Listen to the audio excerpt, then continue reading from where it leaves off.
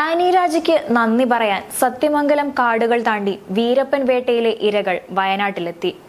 വീരപ്പനെ പിടികൂടാനായി കർണാടക, തമിഴ്നാട് സർക്കാരുകൾ സംയുക്തമായി രൂപീകരിച്ച ജോയിന്റ് സ്പെഷ്യൽ ടാസ്ക് ഫോഴ്സുകൾ നടത്തിയ കിരാത പീഡനങ്ങൾക്കെതിരെ സന്ധിയില്ലാതെ പോരാടി ഇരകൾക്ക് നീതി വാങ്ങിക്കൊടുത്ത തങ്ങളുടെ പ്രിയപ്പെട്ട ആനി രാജയ്ക്ക് വോട്ട് അഭ്യർത്ഥിക്കാനാണ് സേലം ജില്ലയിലെ മേട്ടൂരിൽ നിന്ന് ക്രൂരപീഡനത്തിന് ഇരയായ ചിന്നമ്മാൾ, മുരുകേശൻ, ചിന്നക്കൊളുന്ത്, നല്ലമ്മ, പൊന്നരശി, പെരിയതായി, സരസു എന്നിവർ വയനാട്ടിലെത്തിയത്.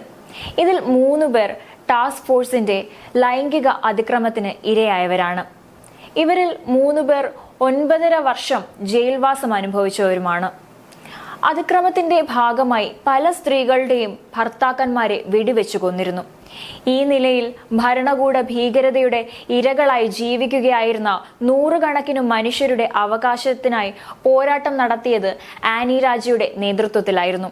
1993 CPI തമിഴ്നാട് സംസ്ഥാന കൗൺസിൽ അംഗം VP ഗുണശേഖരൻ വിഷയത്തിൽ ഇടപെട്ടു. ഇതോടെയാണ് ദേശീയ മഹിളാ ഫെഡറേഷന്റെ മധുരയിൽ നടന്ന സംസ്ഥാന സമ്മേളനത്തിൽ ആനി രാജയെ കാണാൻ ഇവർ എത്തുന്നത്. തുടർന്ന് ഇവരെയും കൂട്ടി ആനി രാജ ഡൽഹിയിലെത്തുന്നു. അവിടെ വെച്ച് പബ്ലിക് ഹിയറിംഗ് നടത്തുന്നു.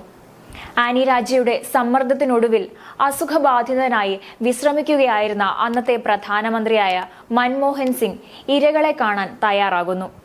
അവർ നേരിട്ട പീഡനത്തിന്റെ ക്രൂരത പ്രധാനമന്ത്രിക്ക് മനസ്സിലാക്കി കൊടുക്കുന്നു. ശിവരാജ് പാട്ടീലായിരുന്നു അന്നത്തെ ആഭ്യന്തരമന്ത്രി. NHRCയിലായിരുന്നു കേസ് ഉണ്ടായിരുന്നത്. ഇരകളെയും കൂട്ടി ആനി രാജ മനുഷ്യാവകാശ കമ്മീഷൻ ചെയർമാനെ കണ്ടു. ഓഫീസിലുണ്ടായിട്ടും ചെയർമാൻ കാണാനുള്ള സമയം അനുവദിച്ചില്ല. തുടർന്ന് ആനി രാജയുടെ നേതൃത്വത്തിൽ ചെയർമാൻ ജസ്റ്റിസ് A ആനന്ദിനെ ഘരാവോ ചെയ്തു.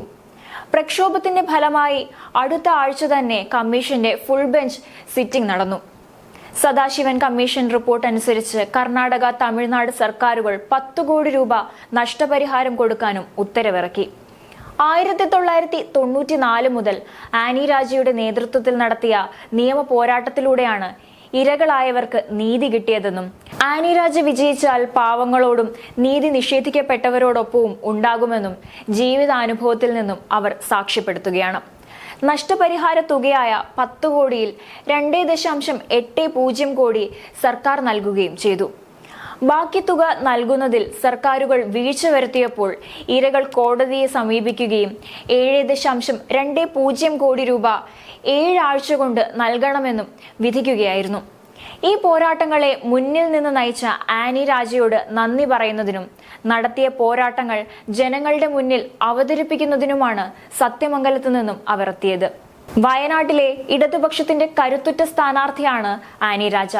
രാഹുൽ ഗാന്ധിയെ പോലെ ഒരു ദേശീയ നേതാവിനെ UDF കളത്തിലിറക്കുമ്പോൾ അതിലും ഒരു പടി മുന്നിൽ നിൽക്കാനായിരുന്നു ആനി രാജയെ തന്നെ മത്സരത്തിനെത്തിച്ചത്.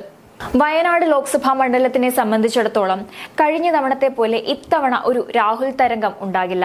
കൂടാതെ തിരഞ്ഞെടുപ്പ് എടുത്തു നോക്കുകയാണെങ്കിൽ ഇത്തവണ സാമ്പത്തിക പ്രതിസന്ധി മൂലവും അതുപോലെ തന്നെ രാഹുൽ ഗാന്ധി വയനാട്ടിൽ നടക്കുന്ന ജനങ്ങൾ നേരിടുന്ന പ്രശ്നങ്ങൾ വേണ്ട വിധം ശ്രദ്ധ നൽകാത്തതും അദ്ദേഹത്തിന്റെ വയനാട്ടിലെ സ്വാധീനം കുറയ്ക്കുന്നുണ്ട്.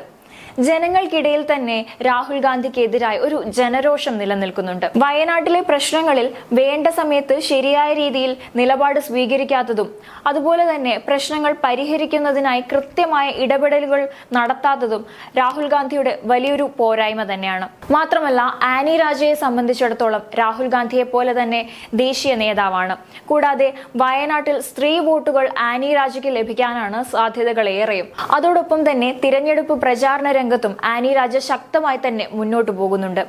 ജനശ്രദ്ധയും മാധ്യമ ശ്രദ്ധയും നേടാനും അവർക്ക് സാധിച്ചിരുന്നു. ഇതെല്ലാം തന്നെ വയനാട്ടിലെ തിരഞ്ഞെടുപ്പ് ഫലത്തിൽ പ്രതിഫലിക്കുന്നതാണ്. മുൻപുണ്ടായിരുന്ന തിരഞ്ഞെടുപ്പുകളിൽ രാഹുൽ ഗാന്ധിയുടെ കരുത്തുറ്റ പ്രകടനം ഇത്തവണ കാണാൻ കോൺഗ്രസിന് ഭാഗ്യമില്ല. നേരെമറിച്ച് ആനി രാജയാകട്ടെ ജനങ്ങൾക്കിടയിൽ ഇറങ്ങിച്ചെന്ന് സജീവ പ്രവർത്തനം തന്നെ കാഴ്ചവെക്കുന്നുമുണ്ട്. ഇപ്പോഴിതാ തങ്ങൾക്ക് നീതി വാങ്ങി തന്ന ആനി രാജയ്ക്ക് വോട്ട് അഭ്യർത്ഥിക്കാനായി സേലം ജില്ലയിലെ മേട്ടൂരിൽ നിന്ന് വീരപ്പൻ വേട്ടയിലെ ഇരകൾ കൂടി വയനാട്ടിലെത്തിയപ്പോൾ ജനങ്ങളുടെ വിശ്വാസ്യതയാണ് കൂടുന്നത്.